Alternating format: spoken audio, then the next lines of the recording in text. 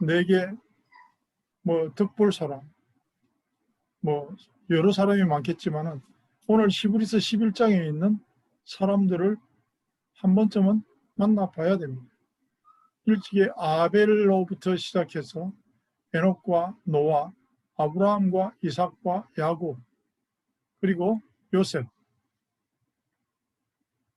출애굽기에서 이제 모세와 아론, 사무엘과 다윗, 그리고 역사 속에서 우리는 믿음의 사람들을 많이 보는데 그 중에서 이 히브리서 11장에 있는 사람들을 흔히 믿음의 사람들이라고 그래요.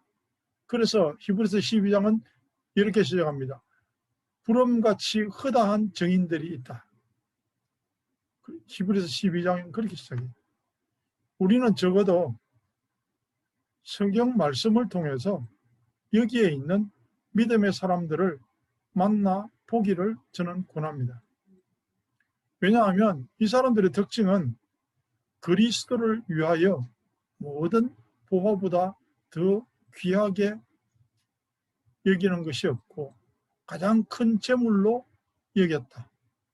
심지어는 모세가 왕의 자녀로 살아가는 것보다도 더 그리스도를 바라보는 언약의 삶을 살았다. 그래서 성경에서 만나는 인물들, 성경에서 우리는 많은 인물들을 만납니다. 내가 성경을 통해서 많은 사람들을 최근에 만날 수밖에 없었던 이유는 뭐냐? 그동안 약속을 하고 선교지를 가고 사람을 만나고 혹은 복음을 전하기 위해서 많은 사람들을 만났던 스케줄이 지난 1년 동안 완전히 바뀌었잖아요.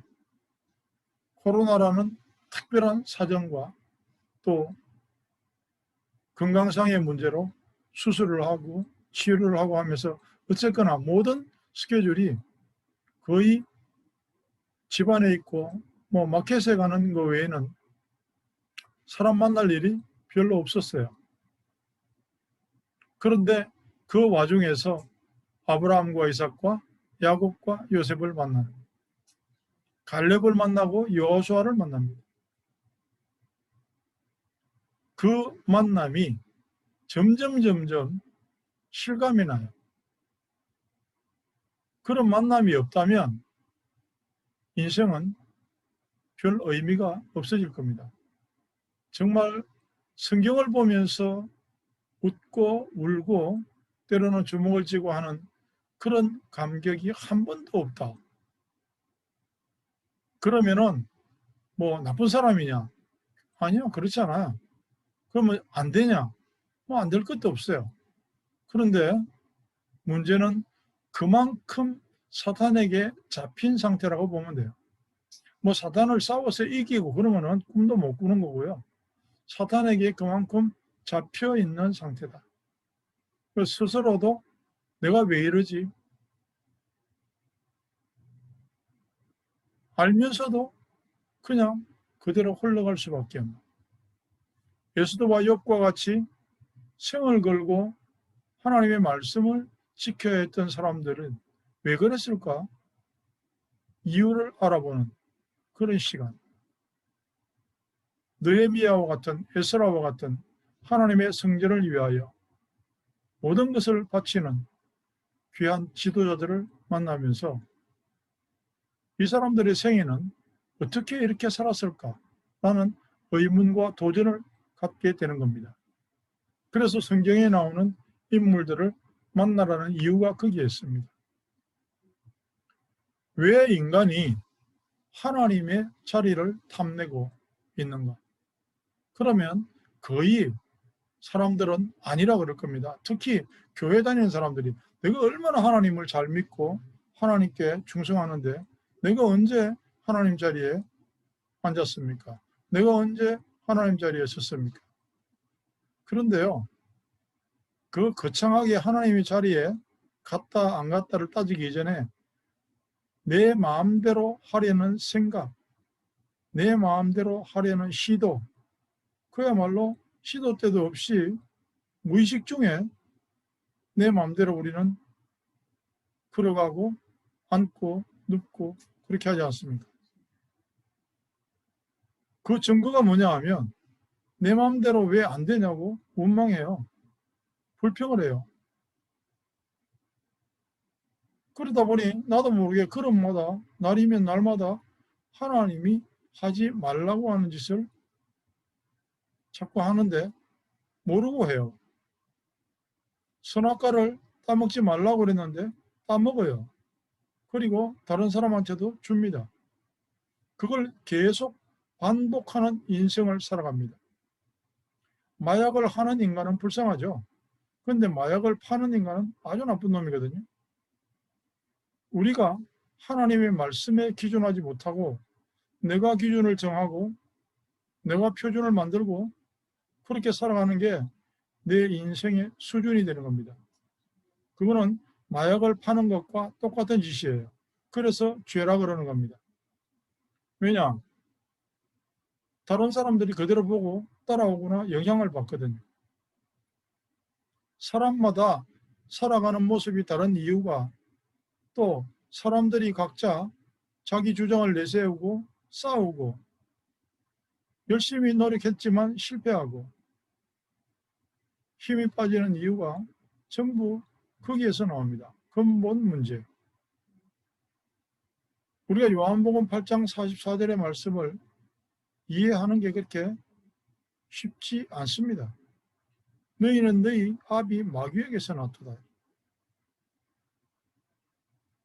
진리가 없기 때문에 맨날 그 짓을 진리인 줄 알고 말하는데 그 사실을 모르는 게 문제죠. 너희 아비 마귀에게서 나토다. 예수님을 돌로 치려고 덤비잖아요. 유대인들. 그 이전에 요한복음 8장 32절 말씀에 보면 진리를 알지니 진리가 너희를 자유케 하리라. 그러니까 유대인들이 이 말을 못 알아들어가지고 아니 우리가 뭐 누구 종됐냐? 우리가 뭐 감옥에 갇혀 있나? 우리는 내 의지대로 마음대로 자유롭게 잘 살아가고 있는데 왜 우리를 보고 자유를 찾으라 그러고 마귀 자식이라 그러고 그렇게 하냐? 요한복음에 특히 보면 6장 같은 경우에는 정확하게 하나님의 뜻이 뭐고 하나님의 일이 뭐고 죄는 뭔지 잘 알려주잖아요. 진리를 알지니 진리가 너희를 자유케 하리라. 이러니까 우리는 종된 적이 없는데 지금 종되어 있어요. 육신적으로도 로마의 압제 속에 살고 있고 사단에게 완전히 붙잡혀서 종이 되어 있는데 종된 적 없다고 그래요. 그게 인생의 문제입니다. TV에서 잠깐 보니까 유튜브에서 귀신 들린 무당에 대해서 관심이 있어서 가끔 보는데요. 밤에 이부자리 싸들고 신당으로 가요. 신하고 자는 게 사람들과 자는 것보다 좋다. 적어도 무당으로서는 괜찮은 신앙 고백이죠. 우리가 하나님의 자리에 내가 앉고 내가 서는 그런 인생은 그런 영적인 비밀을 무당보다도 모르기 때문에 죽을 때까지 수고하고 무거운 짐을 벗지 못한다는 겁니다. 우리 영상에서 보면 말씀에 대한 영상을 지난주에도 올렸는데요. 수고하고 무거운 짐을 지고 그게 수고하고 무거운 짐인 줄 모르고요. 내려놓아야 되는 줄 모르고요. 살아가기 시작합니다. 어느 날 나이가 들고 정신과 육신에 문제가 나타납니다. 그러면 그게 당연한 줄 알아요. 또 나이 들면 병 들고 인생을 살다 보면 어려움 당하는 것이다. 그렇게 생각하거든요. 그걸 보고 마귀의 종이라고 합니다. 수고하고 무거운 짐진 자들아 다 내게로 오라. 내가 너희를 편히 쉬게 하리라 그랬거든요. 그러니까 그때 또 뭐라고 말대꾸 하겠어요, 그러면? 내가 무슨 수고를 하고 짐을 지냐? 사람 사는 게 다 그렇지. 이웃집 사람한테는 해당될지 몰라도 나는 안 그렇다. 그 짐을 내려놓지 않고 있습니다. 당연한 줄 알아요. 그게 사탄의 종로로 다는 것을 보여주는 거나 마약을 들고 다니면서 파는 거나 똑같은 죄입니다. 너무 불쌍하게 살아가면서 전혀 눈치를 못 채고 보람차게 신나게 살아가는 것을 사탄의 괴계라고 그러고요. 정확하게 요한복음 10장 10절에 보면 훔치고 죽이고 뺏어가는 그 도둑 사기꾼 강도에게 당하는데 그 사탄을 친구처럼 가족처럼 아버지처럼 그렇게 모시고 있으니까 그게 사탄의 자식이고 종노릇하는 겁니다. 쫓아내라 그러는데 그 말이 무슨 말인지 못 알아들어요. 하나님의 떠난 근본 원인과 문제를 모르고 인생은 다 그런 것이야. 세상 사는 게 다 그렇지 뭐. 그러면 자신을 달래가면서 살아갑니다. 사단을 물리쳐야 되고 박살내야 되고 그런 거는 관심도 없어요. 왜? 이미 잡혀서 살고 있고 이미 동거하고 있어요. 억울하지도 않습니다. 왜냐? 인생은 다 그런 거니까. 그럼 후대는 어떻게 할 거냐? 우리가 굉장히 신경을 써야 되는데 못 쓰고 속는 부분이 이 부분이에요. 후대는 그러면 뭐 자식 없는 셈 치면 되지. 아니면은 난 아들도 딸도 없는데 뭐 내 아들 딸이 후대인 줄 아는데요. 그렇지 않아요. 나를 바라보는 모든 사람들이 내 후대에 속하는 겁니다. 그 전도자가 전도를 못하고 팽개치는 것이 왜 죄가 되느냐? 마약을 파는 것과 똑같은 죄가 됩니다. 다른 사람들이 나를 보고 야, 저 사람 참 교회 열심히 다니고 목사고 장로고 그런데 저렇게까지만 살면 잘 사는 거구나. 그게 죄죠. 그걸 후대를 죽이는 죄입니다. 인생들이 그대로 따라오잖아요. 꼭 내 자식만 아니고요. 고린도전서 10장 20절에 보니까 대저 이방인의 제사는 귀신과 교제하는 것이다. 우리 그건 알죠. 우상한테 절 안 하고 그 정도는 알아요. 그런데 그 비슷한 짓을 하고 있단 말입니다. 그래서 출애굽기 20장 4절 5절에는 3, 4대까지 망하게 된다. 나도 망하고 나랑 친한 친구도 망하고 내 옆에서 나를 좋은 사람이라고 칭찬하던 그 인간도 망하게 하는 것. 그게 후대에 대하여 죄를 짓는 겁니다. 우리가 오늘날 지구상에서 숨을 쉬고 밥을 먹고 살아가는 이유는 잠시 우리 100년도 못 살아요. 뭐 평균 수명이 아직 100년도 안 되는데 살아가면서 영원한 삶에 대한 준비를 하는 과정을 다른 사람에게 보여주는 삶을 살아야 되는데 그걸 보고 전도라고 그럽니다. 나를 바라보는 사람이 그냥 저 사람처럼 살면 되는구나. 저 사람은 나보다 훨씬 낫구나. 아니요, 그건 전도가 아닙니다. 누가 내 삶의 여정을 보고 내 인생의 포럼을 듣고 저게 하나님 앞에서 바르게 사는 거구나.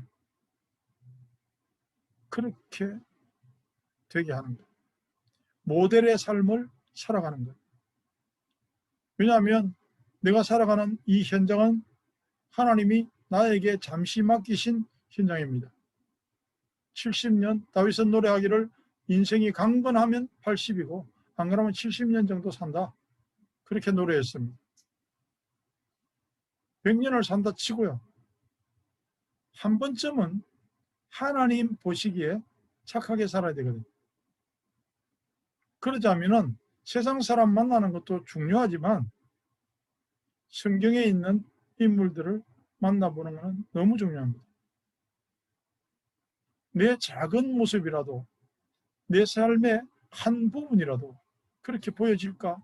저는 생각을 하면서 내 어머니의 삶을 한번 돌아봤습니다. 그러면서 나를 평가해 봤습니다.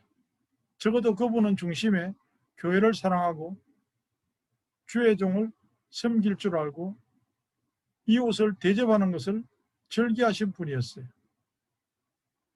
참 본이 되더라고요. 제가 바라보는 내 어머니.